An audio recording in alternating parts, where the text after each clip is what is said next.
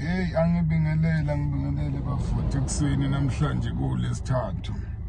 Ekuseni nje namhlanje kulesithathu kumhla ka-12 kuNovember. Ngifuna ukuthi nje kayi sanibonana enhlana sezantsi wherever nje la ungibuka khona, ngabe ungibuka usemsebenzini, ngabe ungibuka usetruckini, ngabe ungibuka wherever nje la usebenzela khona. Ngifuna ukuthi ilanga lakho kusuka namhlanje lomhla ka-12 kuyaphambili, konke kwakho akuvele kuqhakaze nje, konke kungabi khona nokukodwa okuzobophana. Naku ngiyafunga, ngijwayeleke ukufunga.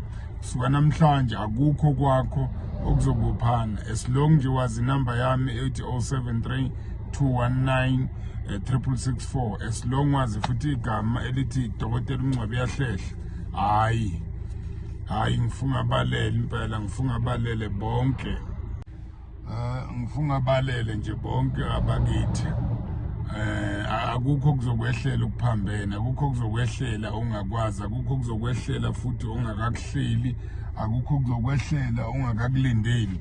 Izitha zakho zonke ozaziyo nongazazi, izitha zakho zonke ozaziyo nongazazi, as long wazi inamba yami ethi 073 219 664, wazi futhi nokuthi igama lami ngingu-Dr. Mncwabi Yahlehla.